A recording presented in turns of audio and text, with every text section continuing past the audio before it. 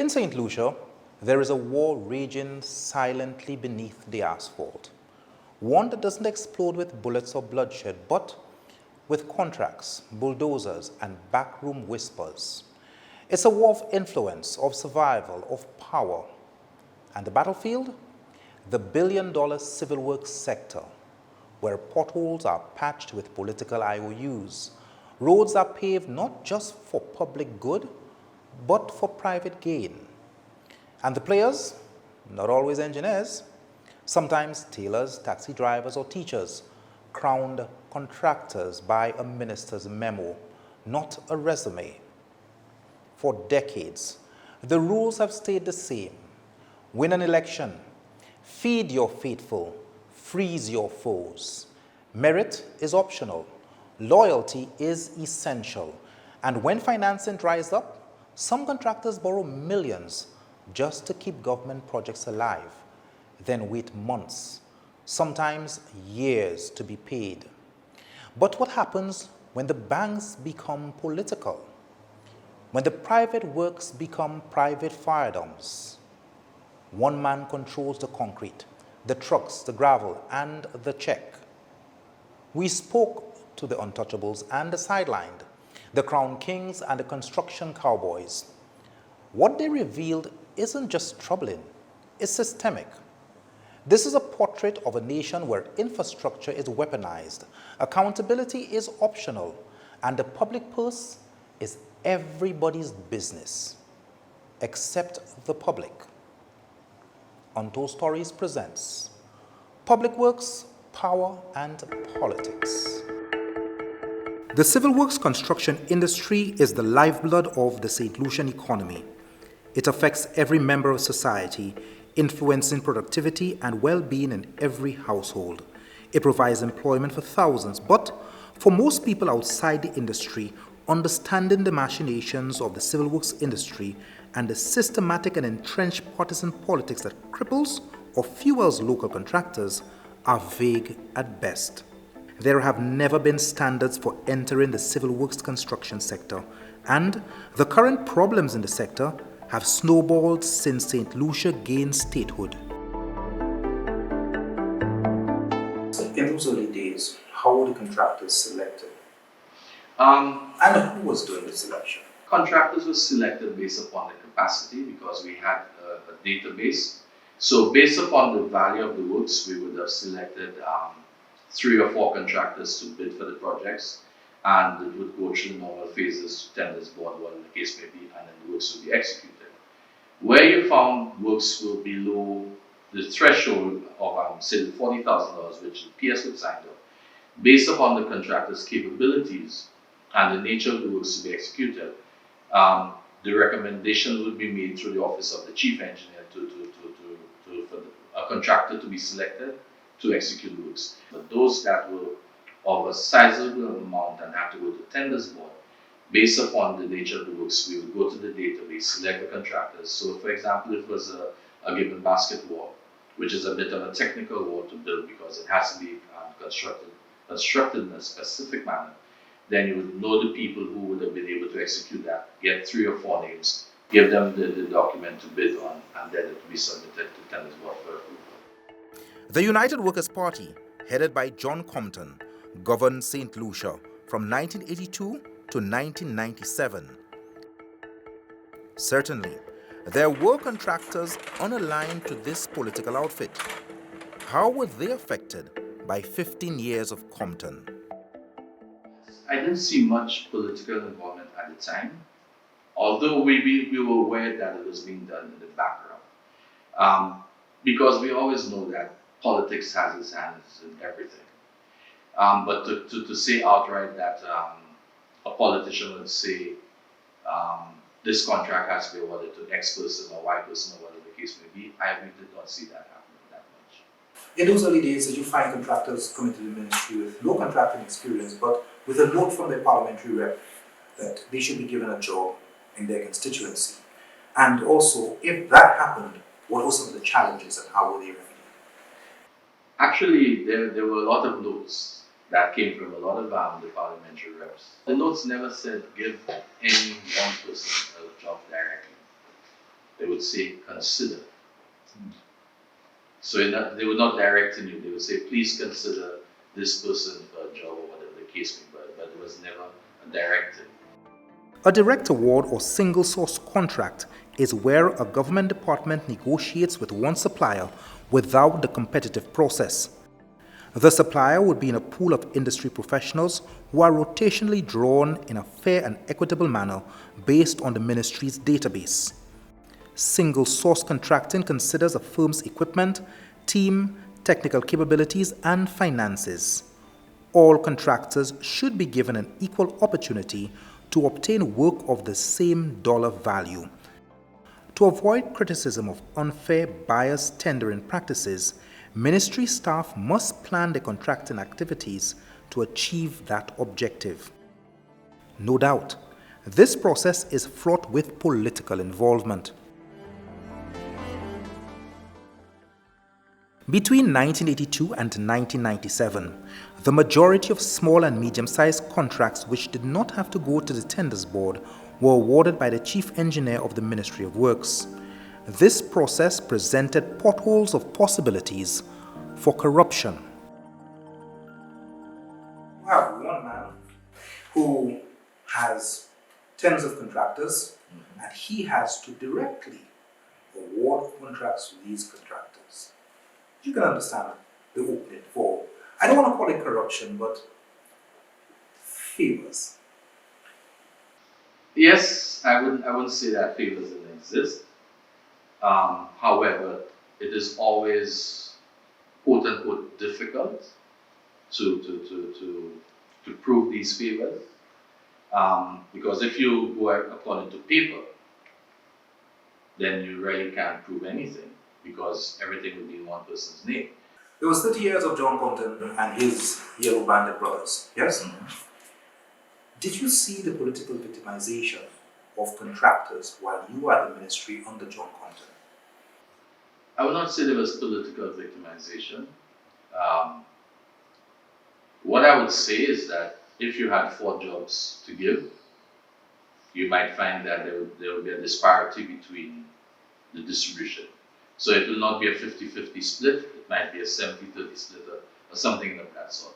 So, I mean, and we know how these things work. Internationally, you see it all the time where whichever government is in power, certain persons are given certain privileges, or they are given priority in terms of being given work and things of that sort.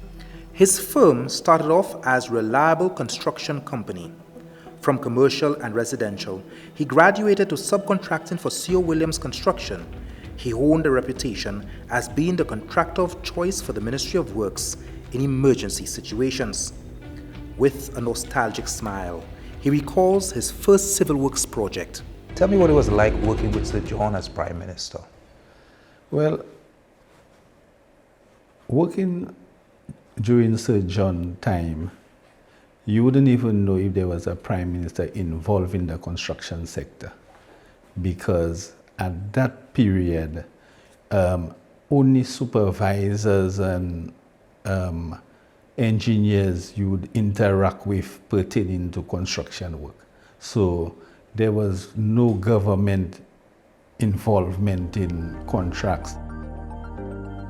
Then there's St Lucia's #1 construction cowboy. He started off renting bobcats, which evolved into the execution of small commercial jobs. His first civil works assignment was the first bus stop in St Lucia. Today, he operates one of the largest construction companies in the Caribbean. I was never interested in government work.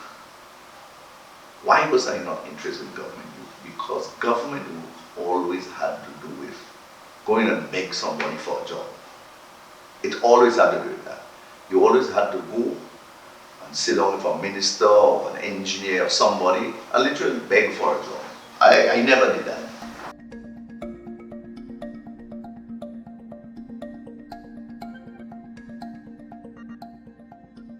Today, he is the principal owner of Fresh Start Construction Company, a firm started off by his father and traded as Hippolyte Equipment Services.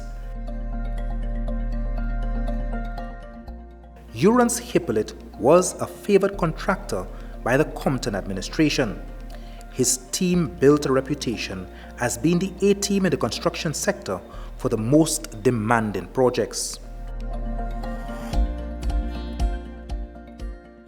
Then, there's one of the newest kids on the block, Ned Samuel. In 2002, his company started off as Ned Samuel Contracting Services.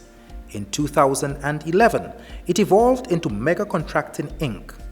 Mega's work dots the more affluent landscapes of St. Lucia. He gradually invested truckloads of financing in earthworks equipment and personnel, signaling his intention to be a mega player. Understanding the fickle nature of the construction sector and the political ascription assigned to firms over the years, he painted all his equipment in the colors of the two main political parties as a symbol of his professional neutrality. In 1997, the St. Lucia Labour Party was ushered into office with the most resounding mandate since adult suffrage. They promised to undo inequality, to offer accountability and transparency. So, with their ascension into office, they attempted to right the wrongs which had been committed against their supporters over the past 15 years with the introduction of affirmative action. Were you at the ministry in 1997? Yes, I was. With the introduction of affirmative action, how did the contract split change? Actually, I would definitely say that it was a turning point in the whole history of contracting in St. Lucia. What you found happened was that there was an influx of new faces, and I remember it was being argued at one point in time that there was an established system where you had a database to choose contractors from and whatnot, and it was asked that who's a contractor? Okay, and the response to that was a contractor was anyone who would be able to find the necessary resources to undertake the works at hand. So it didn't mean that the person had to have the knowledge of the works themselves, but once they had the necessary resources, both financial and otherwise, to execute the works, then they would be considered a contractor.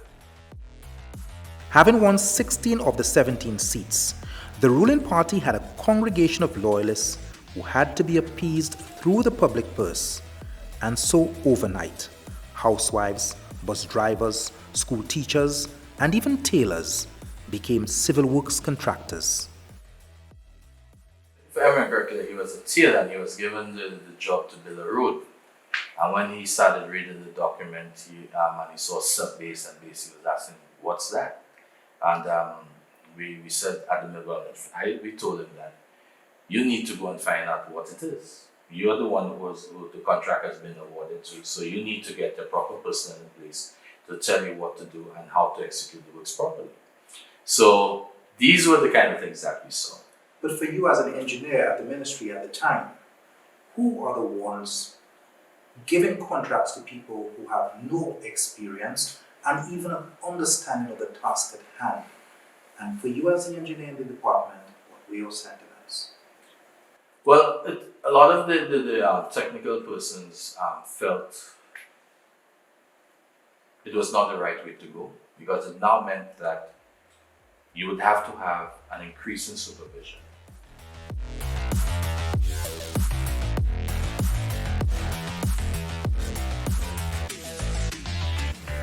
I wasn't recognized under no political umbrella. I was just an ordinary citizen. I wasn't recognized. People didn't even know who I was. So I was never in the politics at no point in time during that period of time. So whichever government that came, it really didn't matter to me. 1997, a new administration comes in, and tell me the challenges, if there were any, that started with Hippolyte Construction and the new SLP administration. Well, things came to a halt after 1987. I think we had one job finishing at the time, which we were allowed to finish. But after that, over a 9 months period, things has really gotten slow. After a period, I noticed we were not really getting anything from the new administration, from the ministry.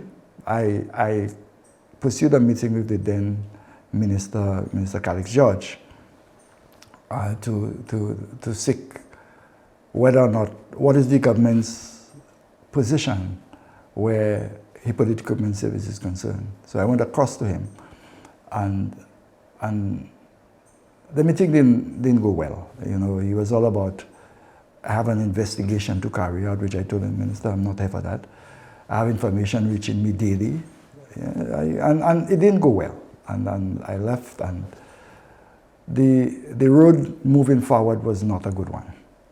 How did that wilderness affect Hippolyte Equipment Services?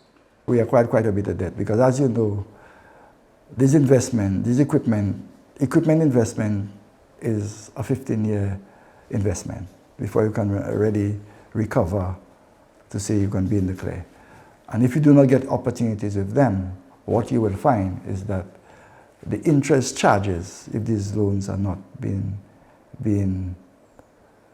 maintained, will acquire quite a bit of arrears.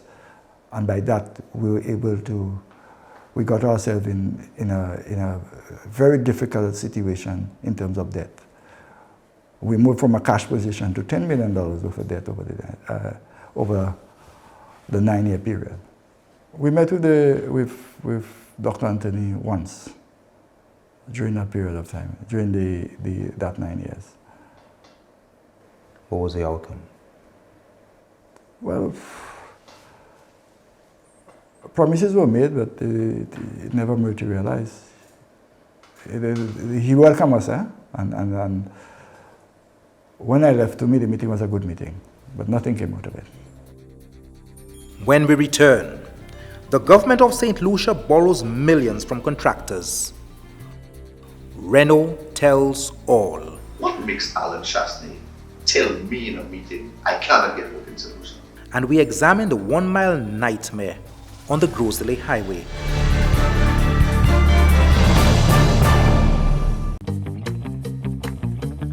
The wait is over. We finally received our new shipment of assorted used Japanese auto parts. The hard-to-find Toyota Aqua parts, the largest variety of Noah, Alphard, Hiace, Swift, and Vitz parts have arrived. Now Autodomain has the largest stock of used automatic transmissions, engines, and body parts for all the Japanese imports, especially the newer models. Best of all, we've moved to Marsad Groseley, directly behind the 24-hour gym to serve you better. Need a part? Call us today. Telephone 584-2621. At Labrie Cooperative Credit Union, we have one simple goal: to help you grow. Because when you grow, possibilities expand.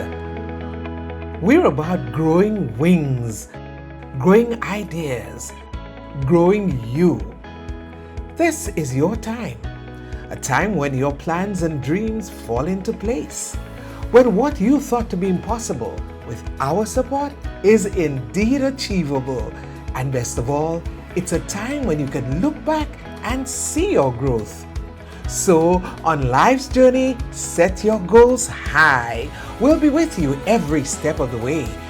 And as you grow, so should your opportunities. Labrie Cooperative Credit Union. We're not a bank, we're better. Telephone 459-6900.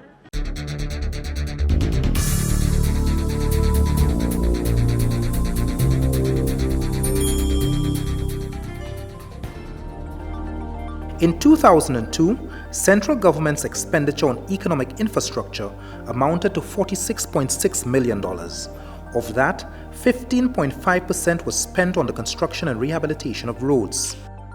Expenditure on economic infrastructure in 2003 increased by 12.7% to $51.9 million, accounting for 80% of public sector spending.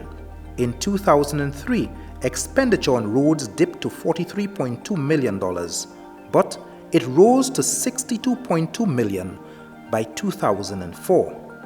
But by 2005, expenditure on roads more than doubled to $80.4 million, representing 77% of government expenditure. The road development project RDP 1 and 2 involved rehabilitation works of 91.1 kilometers of primary roads and 25.6 kilometers of secondary roads. This project became the subject of a major investigation undertaken by a team of auditors. In reviewing the reports on RDP 1 executed by the Dr. Kenny Anthony administration, the report said it is quite evident that management demonstrated a lack of efficiency in this undertaking. A significant sum of $11,518,198.30 was expended without proper authority and could have been avoided. It continued, "We are of the opinion that management's decision to award additional works of $11,968,225 to the contractor as a contract variation was without due regard to the value of money, as there was inequity in the use of public funds and little regard for economy and efficiency. However, from 1997 to 2006, some local contractors were also fed the lion's share of the national budget." 2001-2006, I did a lot of private sector work. I did some schools. I did Lucilec extension for one of the generators. I did a lot of work. All I can remember is to come 2006, the end of 2006, elections was 11th of December 2006. I had 2,300 workers in the construction industry. That's just in construction. My office, my quarry, and the rest was different. So it was booming. St Lucia was booming. I did beyond my imagination during that time. It was just so crazy. So we did very, very well. Election was 2006, and then, from that, it was downhill. In 2006, an 80-year-old politician returned to the helm. With him was an unusual band of colorful characters. Reno Kajada's company flourished during the Dr. Kenny Anthony administration, but his fortunes changed with a new political party in power. Between 2006 and 2010, I cannot recall doing any government work. With the swing of the political pendulum came the rebirth of Hippolyte Equipment Services. They had been victimized by the SLP for 9 years, which buried the company on the brink of bankruptcy. A change in administration was for them a fresh start. What was your affiliation then, and how did the fortunes of Hippolyte Equipment Services change? Changing government did not really bring in any immediate opportunities. I think government changed in 2006. We got our first set of opportunities. I think 2008. I think that is when we started doing some work with asphalt and mining. We had an agreement with them. We were doing the work at a percentage of the rates they had gotten it for, and we had to finance it. And that didn't give us much room in terms of, but what it did, because it was under the design build format, and we learned quite a bit from there. Tell me about your company's development from 2006 to 2011. 2006 and 2011 we had quite a bit of development. I had a very good structure that I had put in place. I had good turnover, and my business was doing well. I maybe had about 150 employees at the time. The financial crash of 2008 left St. Lucia cash-strapped, and Mother Nature's assault on our infrastructure exacerbated the problem. Worse yet for the Stephenson King administration, there was a looming election. So naturally, their primary election gimmick was road repair. The only problem was they lacked the finance. I came up with the idea and I said, let me make a proposal to government, this time under the Stephenson King administration. And I made a proposal of doing some finance of roads for them. And it stayed down for a little while, and all of a sudden they just called me. Pause. What do you mean by finance roads? Well, I was going to do the designs of the road, or they do the designs of the road in-house, and I do the construction on a finance basis. So in other words, you don't have to pay me now, you pay me over a 5-year period, a 3-year period, a 10-year period. How were you able to secure financing to build government roads? A good name. You know, has a good name in the bank. So the bank facilitates me. As simple as that. Essentially, you're borrowing money to do government work, and Yes. government pays you over a period of time. That's correct. Unorthodox. No, because it happens all over the world otherwise. Hadn't been done in St. Lucia before. That Had not been done in That St. was the original design, finance, construction. Yeah, that was the very first time it was done. Very, very first time it was done. What were the opportunities and also the challenges? Well, the opportunity was you got work. The challenge is you have to find money to get the work done. The bigger challenge in all of this was it was not done at the beginning of a term of government in power. It happened at the end of the term. So the expectation was 20-fold. So elections was in December, and I got the contract in September. And they expected me to get all the work done before elections. So that was the greatest challenge. So we had done 23 rooms within the 3 months. We didn't complete all of them, but we had done a significant amount within the 3-month period between September 9th, 2011, and when was elections? I don't remember what it was. It was December something. December 6th, right? That was a big challenge because it was a finance project. They expected everybody to get their rooms. And it made it extremely difficult for us, but we did as best as we could.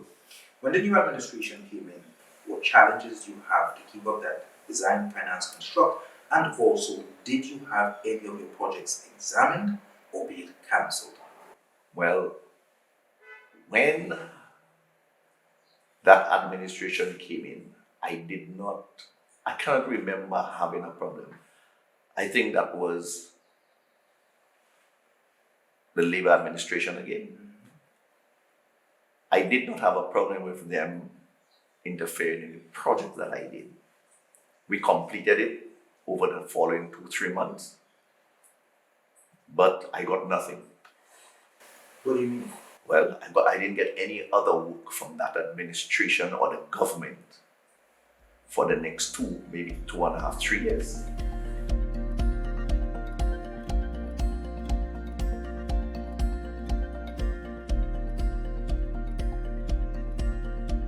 What are some of the barriers to securing contracts, civil works contracts?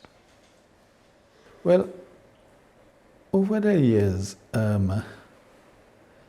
government has played a significant role in the way contracts are being issued, especially in those that are being issued through local government.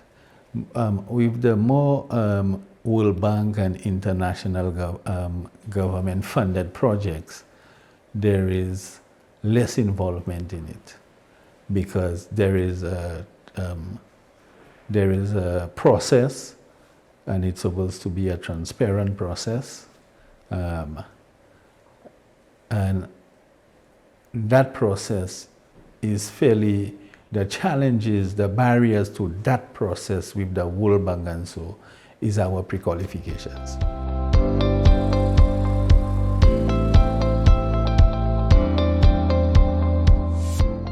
What have been some of the barriers in securing government contracts? I've never had a barrier in securing government contracts because I really don't care about government contracts.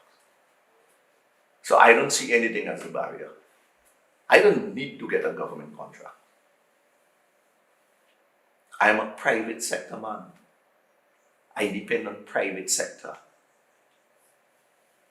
If you ask me what bars me from getting jobs in the private sector, I will turn around and tell you my price. Why? Because in private sector, all guys want to get the job, they give a low price, and that's it. But I have been very fortunate. Even if my higher prices, I have done extremely well. Construction have no barrier there. For something that is a science,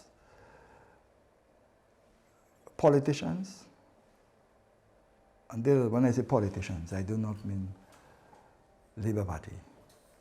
I mean UWP and the St Lucia Labour Party, both of them, has lowered every single bar that's supposed to exist in construction. You get a housewife as a contractor, a taxi driver. I'm not saying they are not housewife and taxi driver who has the qualifications, you know. That's not what I'm referring to. It's a housewife who has no prior relationship with construction. The barrier you may want to refer to is the barriers that would really limit or stifle building local capacity. That's what I think you may want to refer to.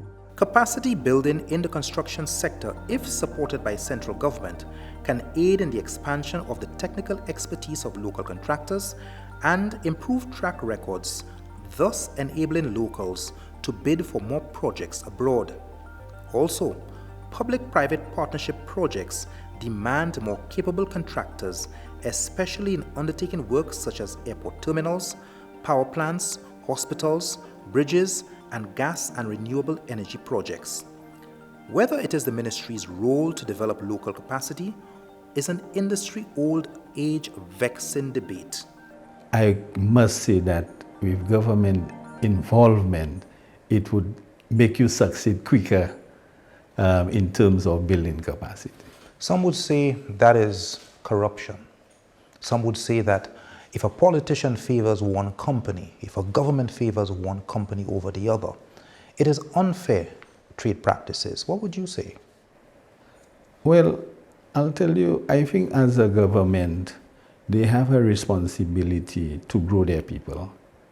And if you do it in the correct way, there is emergency jobs that you have to give direct awards, and there is jobs that you need to tender out in a fair process for everybody to get an opportunity. So I do not look at allowing your local people to grow to compete with the outside market is corruption once the processes are fair. This is supposed to be the Ministry of Infrastructure that is supposed to be regulating the growth of your contractors. How many has grown? How many has developed from there?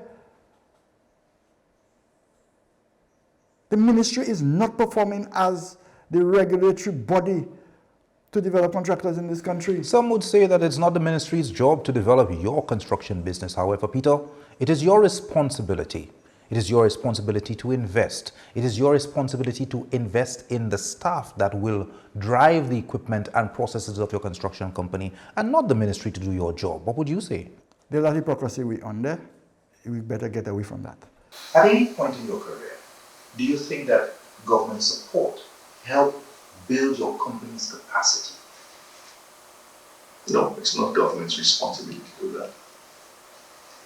Government don't have a responsibility to build my capacity. I have that responsibility.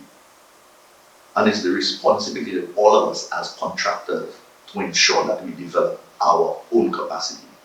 The problem we have is crabs in a bucket. So what happens? You find one man bids $38 million for the same project, that the other man bids 64, and the other man bids $75 million. Typical example. Now don't edit what I'm saying to choose what you want, and don't say what I say now. Because the project went out for the Millennium Highway was given between $36 and $38 million. And the next bidder was 64 million, and the next bidder was 79 million. How on earth do you expect the bidder at 36 million to deliver for you? It's impossible. But who did it? The consultant and the bank agreed to that. When you know it cannot be done, why would the other two bidders be so far apart? Maybe they're able to handle their costs differently from the other two bidders. What would you say?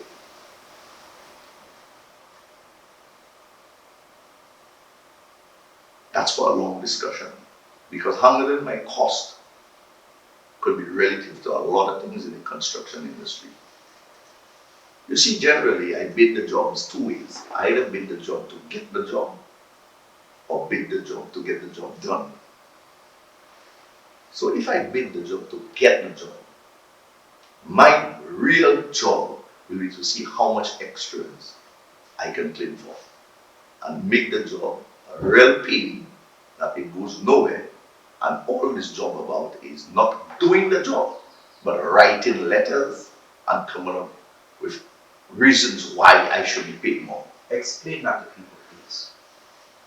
It means that the consultants now throw the book at you. What happens is there is a standard document that you sign as a contract. So you go to the Ministry of Communications, you go to most of the projects, you sign a document. Most people do not read the document, and it is not applied to bidding the job, what the document requires. Why don't they do it? Because generally, it is not applied. So in other words, you were supposed to give 48 hours notice on the contract document to the consultant to come to just inspect something for you. So say you dig a trench, before you blind it, you are supposed to write, give the consultant 48 hours notice. He will take his cool time and come on the 40th hour to come and inspect. Like that time, the rain fell, you had all kinds of problems. And when it's time for you to blind, you have to go back and redo it again. The consultant knows that, but guess what? It's written in the document. So he's right. Generally, it is not applied. So you see it rolling. When you meet a consultant, who wants to be a real ass, he throws the book at you. And he's right at it. How many people have gone and said anything about it? If you would have heard and talked to any other contractor or consultant, they tell you Reno is a cowboy. I'm the only cowboy in construction. Have you ever encountered such a consultant? Yeah, he's total ass.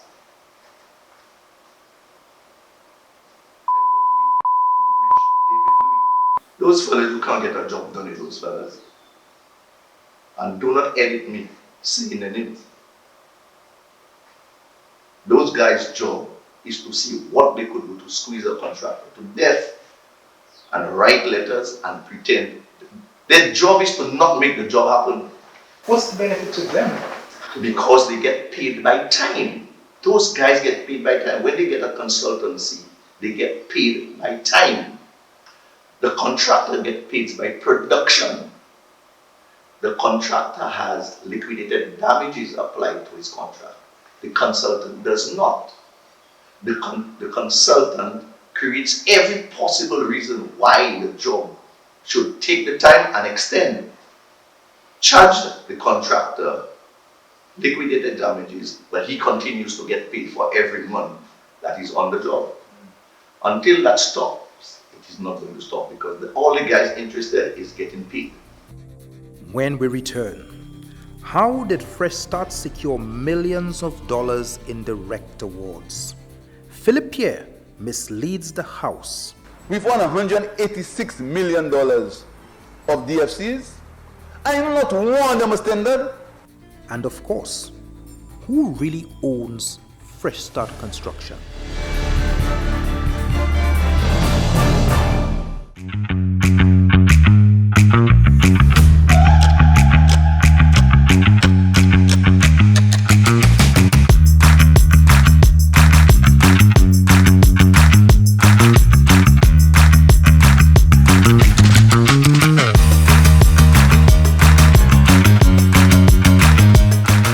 Metals is here, and somebody's day is about to be made forever!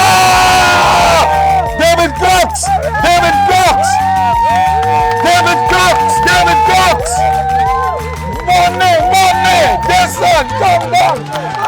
Congratulations, Mr. David Cox. You just won yourself $12,000 in the Caribbean Metals Limited quarterly draw.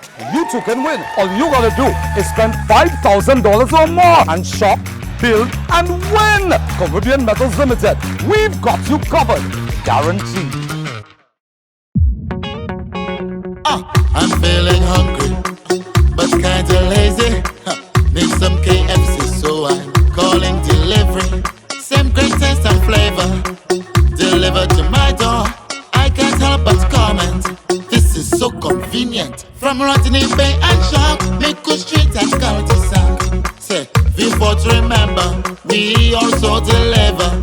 WhatsApp KFC delivery 484040. KFC, it's good.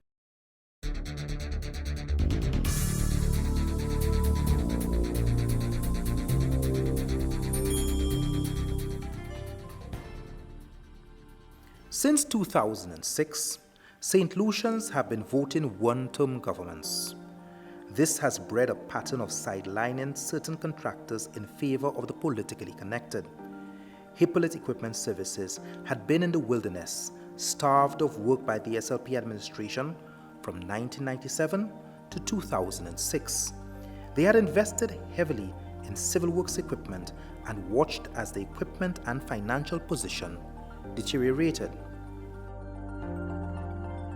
In St. Lucia, there has always been an unspoken current of corruption that electrifies the bidding process for medium and large contracts.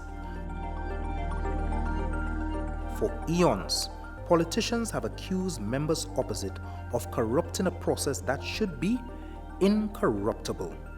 So aggrieved by the seeming exploitation of the tenders process, the new Prime Minister has assured his subjects that all projects except for emergency works will go through the same corrupt tenders process. Tell me a project that you applied for, everything was lined up, you should have gotten, but for some reason it went awry. There are a number of them.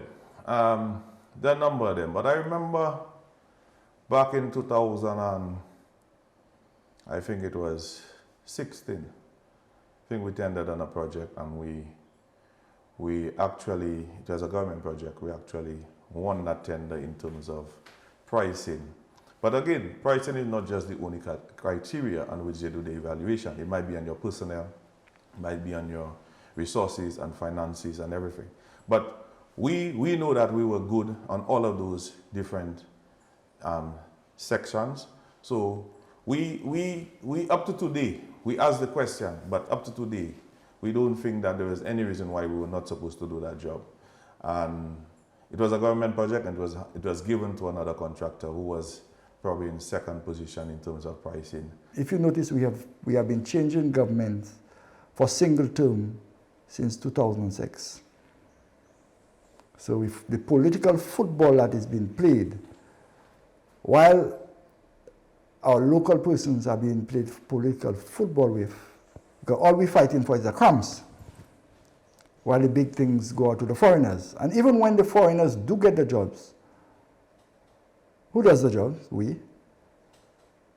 But all the beef and everything is taken off the bone. We do the work, but we don't get the money. Taxpayers have to pay the loan, but the money is not in circulation for us to be able to develop our country. What would be your advice to cure some of the challenges with the tender process? The government have to, like you said earlier on, what is the criteria to get in? I think standards have to be put in terms of entry into construction, and look at this thing as a science. And when the politicians want to play football, they go to construction firms and try and get their people who can fit within the structures there. You understand? To get a little job there, a little job there. But to give these jobs that's supposed to go out to help develop your firms, to give it directly to persons who are not capable. And if you go down to canals, you see exactly what I'm saying. Canals is a mere box culvert. If Fresh is doing canals, within a month, canals will be done. This thing is over 2 years, you know then. Pre-qualification is frequently used for public projects where the opportunity to be considered as the proponent must be open to all, while at the same time allowing the government to manage the risk associated with the open tender process. The government, through predetermined criteria, eliminates candidates who do not demonstrate that they have the necessary financial capacity, technical expertise, managerial ability, project success, and relevant experience for the project at hand. Pre-qualification also has the potential to simplify the award of the contract process, and it is this cloak of manipulated transparency that is so easily corrupted to suit preferred contractors.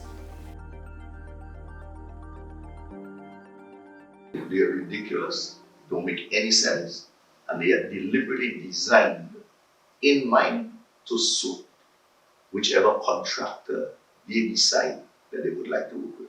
What does that mean? That means that if you know Reynolds turnover is 10 million, you're going to put that the requirement is 15 million. So I don't meet it. But I thought these requirements were set by CDB or World Bank. That's what people believe. They are actually set and recommended by the consultants and the government, and CDB and World Bank agree or disagree with. How else? And even if it was set by those financial institutions, the local people have the opportunity to say, no, that does not meet the requirements, we should adjust it. But guess what? Very seldom you see that happening. How is the process manipulated? It's consultants. It's the big people out there who take control of the projects. They are the ones who do the manipulation. Typical example, yesterday, when I say yesterday, just recently it happened, the Millennium Highway to Sofra Road went out to bid. Because of the requirements, Renault, could not meet the requirements to bid. So what happened? A company out of Canada called me up, we joined, and I bidded the job. So I did every single document, I bidded the job. But because I couldn't meet the requirements, we submitted it to them, they put in their share and submitted the bid. 3 bids came back. And in the 3 bids that came back, they were like maybe 3 times what it was supposed to have been, or double what it was supposed to have been. It's because of the requirements that they had. They realized that everybody came in over budget, and they just sent it back to rebate, and they cut it up in smaller packages, and they have put it out. Why couldn't it have been done in the first place? So if it was wrong to have done it from the first time, why is it right now to do it? So it's obvious that somebody is playing games with the whole system, and I understand it. Now, should I be saying that I'm one of the bigger contractors? No. But guess what? The consultants and the system has destroyed contractors and potential contractors who are trying to develop in the industry in the Caribbean. I could talk from now till whenever. Will the system change? No. Do we join the system? Do we have a choice? No, we have to join the system because that's what works. Public procurement should, in the majority of cases, be subject to competition to ensure the best value for money. The accelerated use of direct awards as a means of contract awards commenced under the Dr. Kenny Anthony administration. Since then, the method has been highly criticized, vehemently opposed, and labeled as corrupt, all while being overused by whichever party is in power.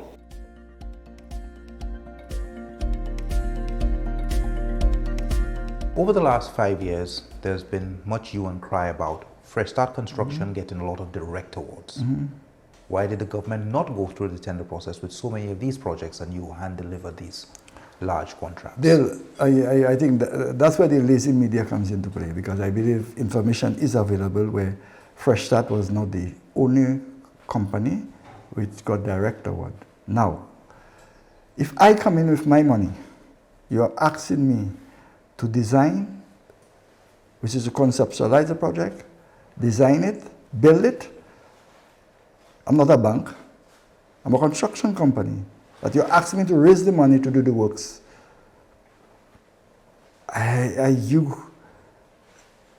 Do I have to compete for my own money?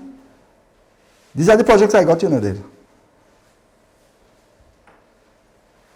90% of the projects I receive is on the design, build, finance. And if you look at all the other guys who got design, build, finance projects, it's direct award. The Taiwanese, the airport, which I think is what, 200 and something million US dollars, I think that's what it is. I think the Ministry of Infrastructure did a chunk of it, which is 45 million US dollars. That's for the roads. What did they get? A direct award. A direct award, nothing close to what Fresh Start received. Are you hearing anything about that? But that was the condition. That's the loan agreement condition, you know, by the Taiwanese government, that a Taiwanese company be given a direct award to do it. You're telling me the government come to asking us to do a project, and then we're going to tell you, we put in the money, but you have to tender it? It doesn't work that way, you know. Over the last 5 years, Fresh Start has gotten every job under the sun. That's not true.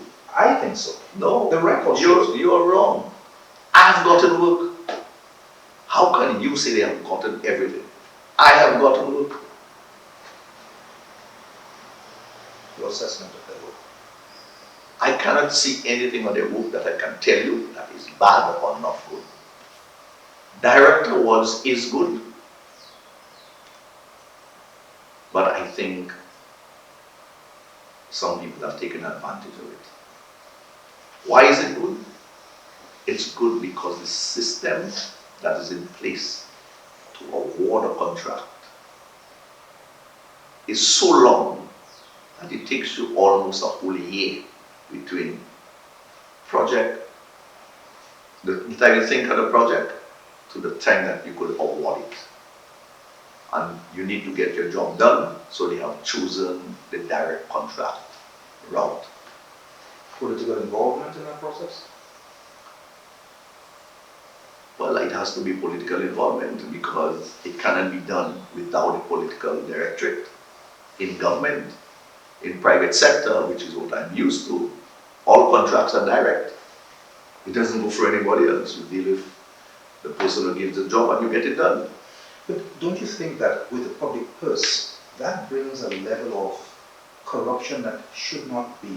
Everybody should be able to compete for a job on an even playing field. It should not be that one politician is choosing Ray or Tom or Dick or Harry with the public money. Then it happens all the time. But does that make it right, Ray? Because of what has happened over the years and continues to happen, it's not isolated to St Lucia. It is right. I cannot tell you it's wrong. My wrong is my perception of wrong. If it wasn't right, would they have done it? Direct awards are okay. In my view, it's okay. Have you gotten any direct We've awards over gotten the last direct 5 awards. years? Yeah, we've gotten direct awards on some projects. Have you gotten these direct awards because of your political involvement? I cannot say so. Everybody has a right to a political party. And of course, we are not politicians, we are contractors. We employ hundreds of workers. We bring food on the table for many households. And I would not say because of my political background in terms of following a party, that's how or why we got certain jobs. I believe the government of the day believed in us in terms of doing a project, and they believed that we can do it and deliver on time, would employ locals, and we would do all what is needed. And on that basis, I believe that we got it. Do you think that there's too much political involvement in the award of these direct contracts? There are. We see it happen many times. Both sides, you may get persons believing that this award was given because of a political, relationship you may have with a party or something of that sort. And like I said, we are not politicians. We are local businessmen. And at the end of the day, we entitled to work. And of course, in St. Lucia, we prefer than to have to go and get work overseas. But some would always draw that alliance and believe of that sort. But will not see that because of that party, that's when we get job. As it speaks now, we have jobs that we've tendered on, and we have not gotten a negative response based on an evaluation. Over the past 10 years, the government of St. Lucia has used the design build finance model of procurement more frequently. With design finance construct, a single contract is awarded for the design, construction, and full or partial financing of a facility. Do you know, Mr. Speaker, when he came into government, we've won $186 million of DFCs, and not one of them was tendered. Not one. All of them will direct award. All of them. Why? For political purposes, Mr. Speaker. It is unheard of for a contractor to borrow monies from a commercial bank, build a government project, and have the government pay for this project over time, and still have to enter a tenders process for this arrangement.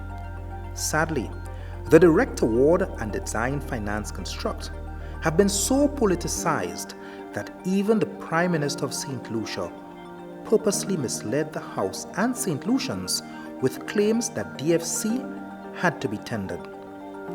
Over the last 5 years, the main companies that have financed the government's infrastructural development projects are CIE Construction, Fresh Start, and to a much lesser extent, Nationwide Construction Company.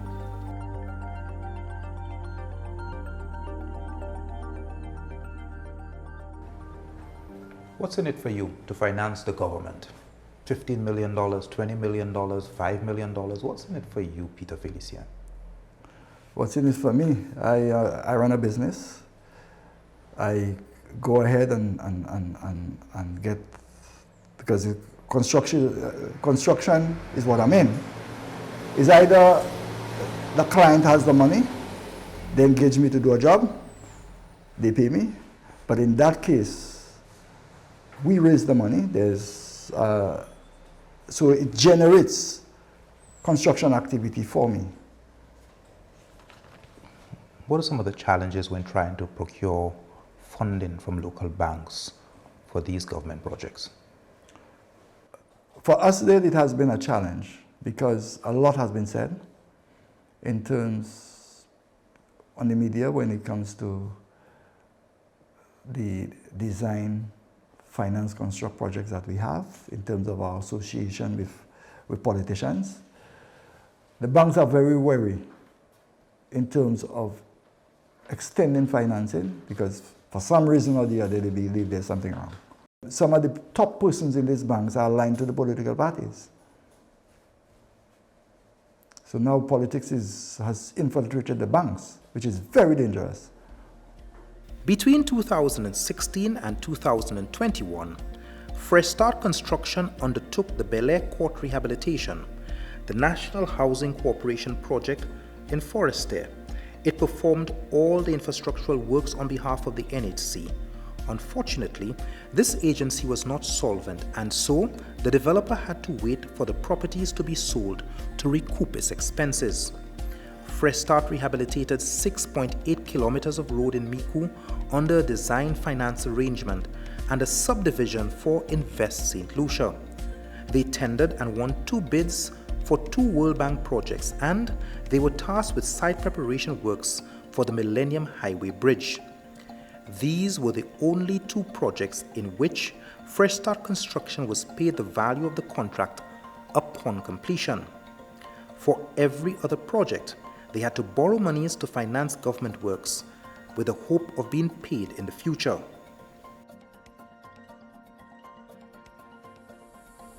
After COVID, we had the government approach a number of contractors, including myself.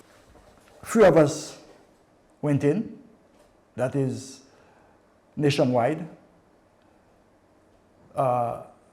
Renault and myself. I think there were 3 packages given on another thing. I think one of the contractors got 2, but I got 1 package. They call it the national roads. We had roads all over St Lucia, but it's under 1 package. That project, and that project it's under review. While it's about 90% complete though, and St Jude. That's what we did. The new St Jude Hospital was designed by FDL Consult, a regionally respected architectural and engineering firm, and financed by the Taiwanese government. Under the financing arrangements, a direct award was given to the Taiwanese contracting firm Overseas Engineering and Construction Company, or OECC. In 2019, Fresh Start was approached by the government and OECC to undertake site preparation. Pleased with their performance, OECC subcontracted them for haulage of material, then work on the superstructure commenced. When the structure was near completion, OECC requested a proposal for blockwork to enclose the building. Fresh Start's engineers recommended the use of cladding to replace the blockwork. This material was more time efficient and offered long-term savings by regulating the temperature of the facility. In an attempt to complete the project and with a looming election, the Chasney administration awarded Fresh Start 2 contracts to complete the architectural works and transitioning of the hospital from the George Odlum Stadium to occupy the ground floor of the new St. Jude building. The winds of change swept in a new political outfit, and so Fresh Start sought to clarify the financing of the St. Jude project up until that point. A proposal was sent by Fresh Start to finance the remaining 2 contracts that were awarded by the previous administration. The new party reviewed the proposal and demanded that Fresh Start completely seal the new St. Jude building. The company is yet to be paid for the work it has undertaken on this site. Prime Minister Philip Pierre has since then made the most controversial decision since assuming office. I'm going to say to you, Mr. Speaker, that we've done our evaluation and we found that going back to the first St. Jude, that they stopped and they audited, we are going back to repair this and work on that will start this year, and the people of St. Lucia will get St. Louis from it. But that's not the last of that. That is not the last of, you will hear, of that car park. That's not the last you'll hear of it. What began in October 2020 as a long overdue infrastructure upgrade has morphed into yet another case study in political dysfunction, fiscal mismanagement, and broken public trust. The Rodney Bay to Groseley Road Expansion Project was launched with a clear mandate: upgrade the heavily trafficked corridor between Rubis Gas Station and Massey Rodney Heights. The scope included approximately 850 meters of new pavement, 2 roundabouts, enhanced roadside drainage, improvements to the bypass route, a new bus terminal, upgraded junctions, and a long overdue pedestrian walkover. At a projected cost of 15 million EC dollars, the initiative was to be fully financed upfront by Fresh Start Limited, a company owned by local contractor Peter Felicia under a build finance arrangement. The government of St. Lucia would reimburse the company in staggered payments over 4 years. Critically, the contract stipulated that any cost overruns would be absorbed by the contractor, effectively shielding taxpayers from the common plague of budget creep. Yet, despite this unusually favorable financial arrangements for the government, the project quickly fell victim to the usual suspects: aging infrastructure, political interference, and bureaucratic delay. As construction progressed, repeated bursts of Wasco's deteriorating water mains caused significant delays. Still, by the time the SLP administration took office in 2021, Fresh Start had reportedly completed approximately 70% of the project. Rather than pressing on, the incoming government issued a suspension order, halting all work pending a review. The result? Years of gridlock, both literal and figurative.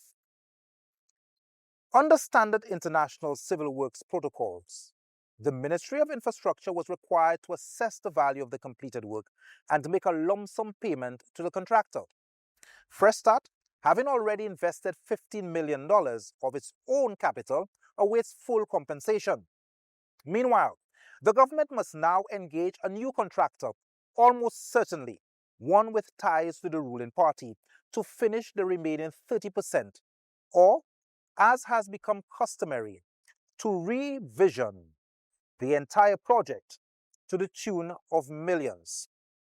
Industry insiders argue the cost of completing the project will now far exceed what it would have taken to simply let the original contractor finish the job.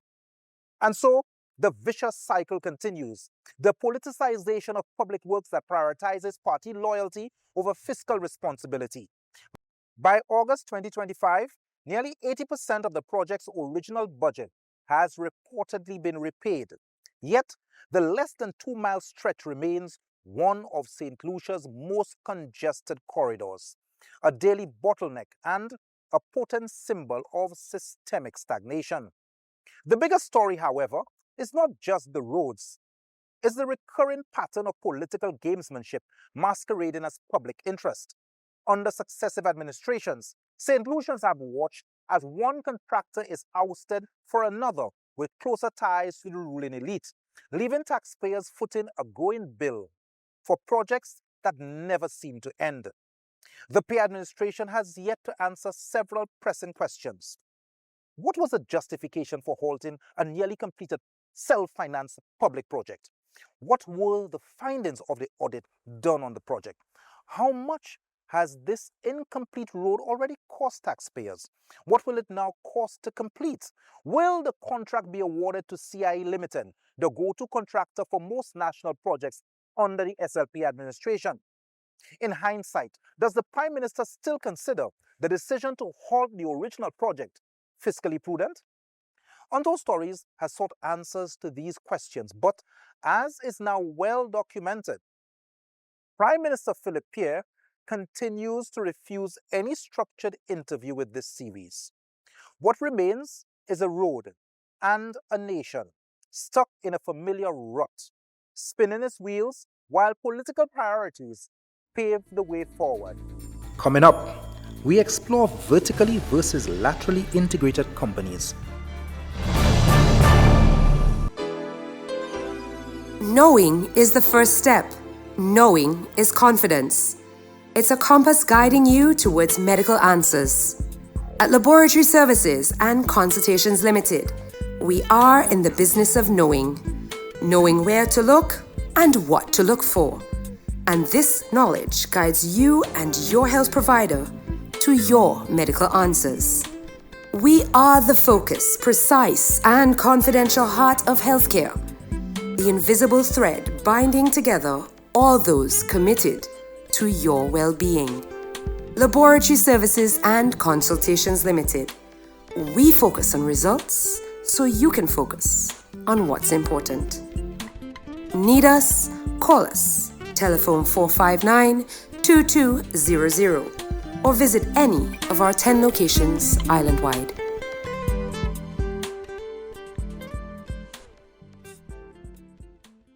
If I would have known that you wouldn't be here anymore, I would have made the moments last a little longer.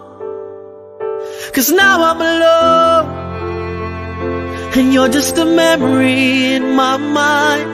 I would have given anything to say goodbye. My big bro, the general, Jay. 21 gun salute, I'll see you soon on the other side. If I would have known, if I would have known,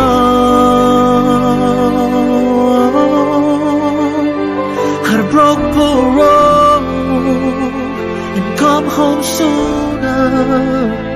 If I would have known.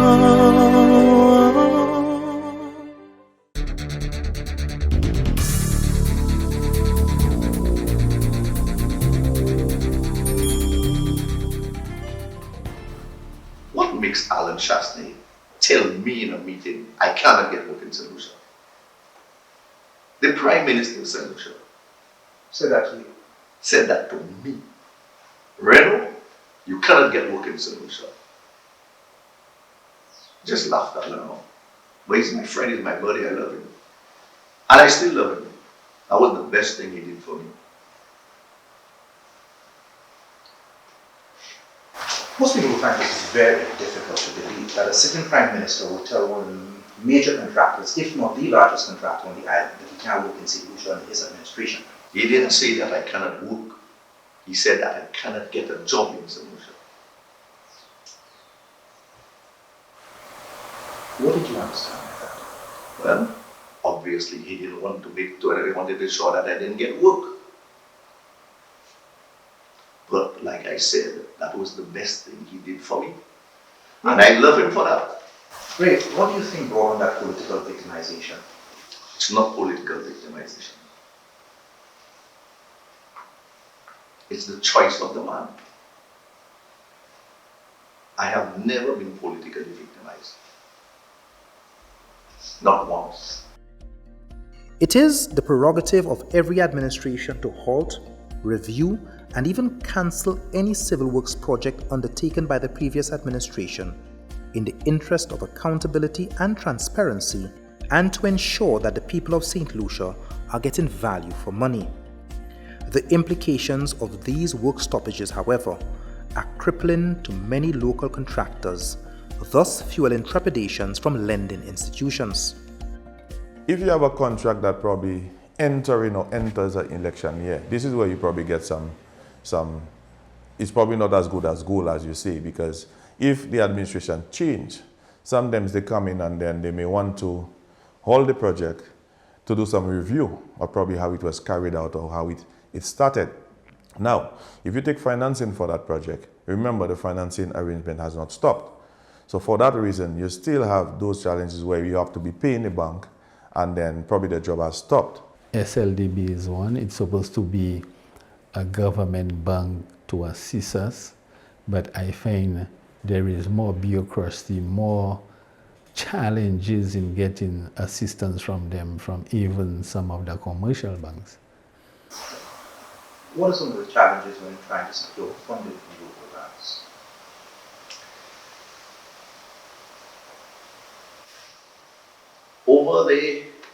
Over the years, I've realized anytime you need a bank, it's when you don't want to have anything to do with you. I have had to develop myself where I can self-finance. So at this time, I almost do not need a bank, with the exception of making deposits and keeping a track.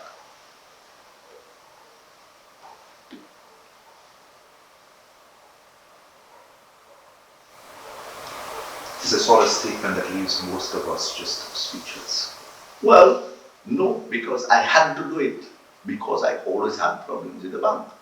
I always had problems getting funding when you need it. When you need it is when they ask you the most ridiculous things. So over the years, I have had to self-finance. Ray, some would say that your company is a laterally integrated company. Everything from a bolt to the boulders comes from you. And as such, people, small contractors in the communities, small stores, they make absolutely no money. How be Ray? Because you know that's true. No, because, you know, my favorite minister, Guy Joseph, said it in Parliament. He said that I have everything, and that's why I should not get work, because I have everything, and when they give me a job, I don't need to use anybody else. But you know, for you to be able to meet the criteria of the World Bank, the CDB, and for you to be able to qualify for those bigger jobs, you need to develop your capacity. So what I have done was develop my capacity. So in the construction industry, I moved from supplying myself. I have my own store, which I buy in bulk, sand, stone, boulders, the quarry, the concrete, almost everything. I do steel fabrication, so I do steel buildings. I do as much to be vertically integrated that I don't really have to go out for anything. I even have my own engineers and my own architects that we do our own drawings and we do our own engineering. And we just don't do it for St Lucia, we do it for all the Caribbean. How do you think it affects other smaller companies and also the reduction in spillover effect? Because all the money now belongs to one organization. So for me to answer that question, let's go back. Renault has been a trendsetter in the construction industry. My prices have been higher prices than anybody else. You know that? Yeah. I have been setting the trend. My service has been better. My capacity is better. So I set the standard. So you would tell me, but Renault, why is it that you have everything in the construction industry and your prices are higher? And my answer to you is, not because I have it, that I must kill the small man. I must allow the small man to make a dollar as well. And every job is not for Renault. Ray, that logically makes a lot of sense to you. But to the small truck driver who, on a project, on the Battle project or an ancillary project, will never get a job from you because you have everything. Yes, I have everything. But it gives him the opportunity to be able to bid and still make money. Bid how, Ray? Because who can bid against you? No, the jobs that I bid are the bigger jobs. What opportunity, when you get a job, what opportunity is there for involvement of any other contractor, small or otherwise, in said project? There's no benefit to anybody else. No, there is benefit. Because because I do not get so much extra work than my capacity, I do it myself. If I got a lot extra work than my capacity, I would have no choice but to sub it out. So that's the answer to your question. I do not get enough work that is enough to give out. I tell you what, it sounds really nice. It's a reality, but it doesn't make sense. You know, No. Listen, if I have my capacity and I have X amount of work, I always try to keep all my workers. So I play them around to what I have. If the capacity or the demand grows, I have no choice but to go elsewhere and sub it out. Well, Dale, I'm not into vertical integration. I believe it is a system that just helps one person to be rich and the others at the bottom being poor. I believe in a spread.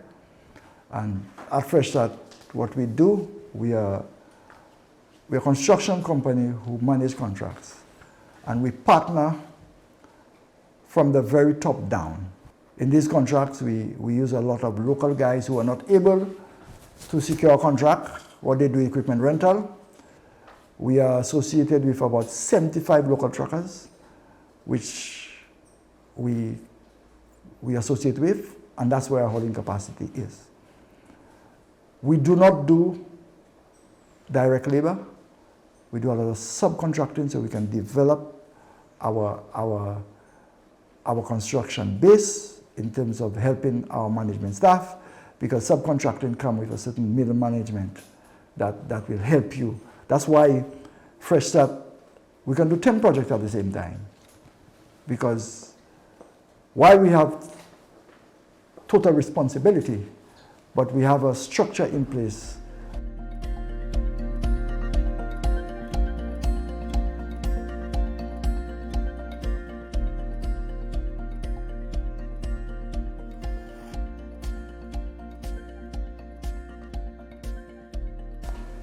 Who owns Fresh Start? There's only one shareholder in Fresh Start. That's myself. Does Guy Joseph own Fresh Start? Guy Joseph has no financial interest, not by document or nor by finances.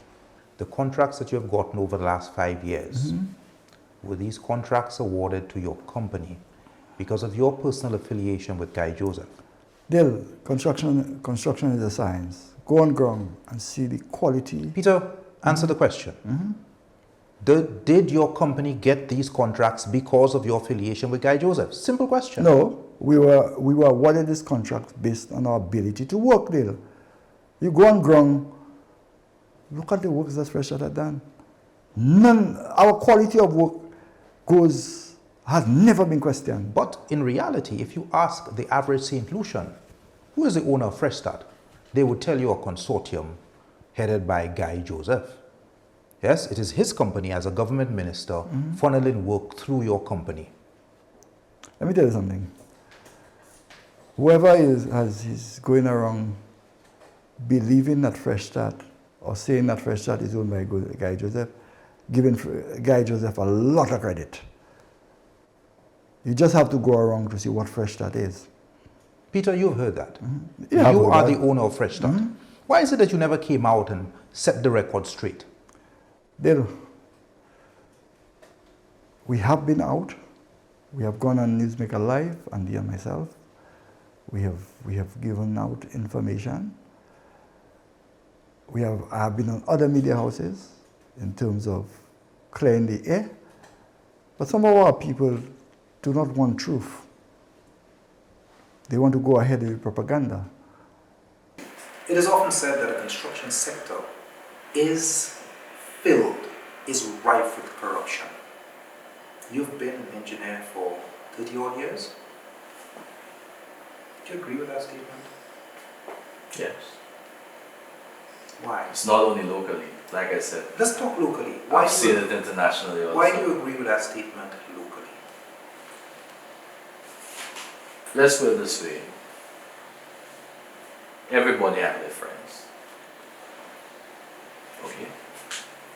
If you have a job to do, who will you call first?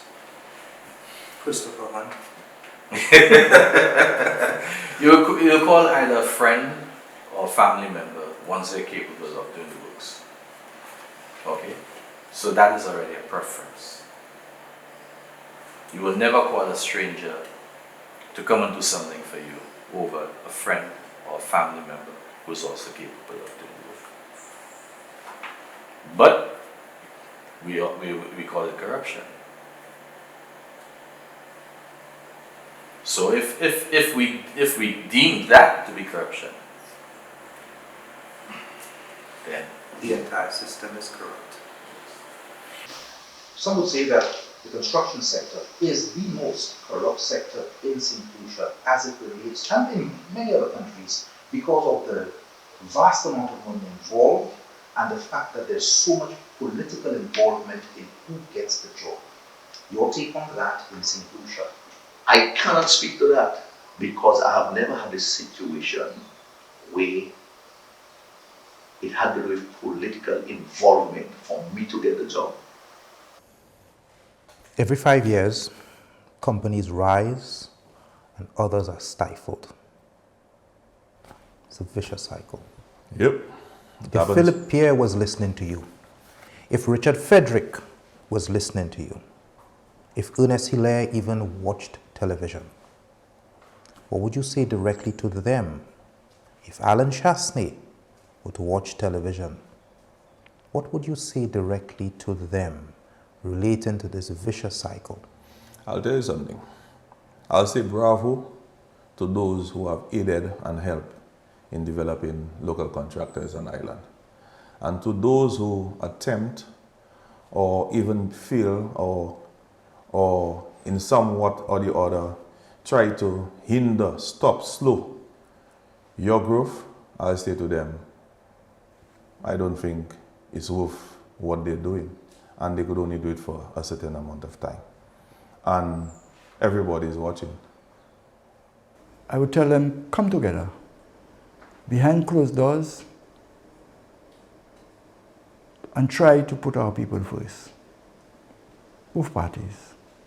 I am open to the sentiments of the new Prime Minister. I hope that it can be one that after these 5 years that we can take a model from to say, well, that was a Prime Minister that reversed the tide and allow a fair opportunity to all St. Lucians.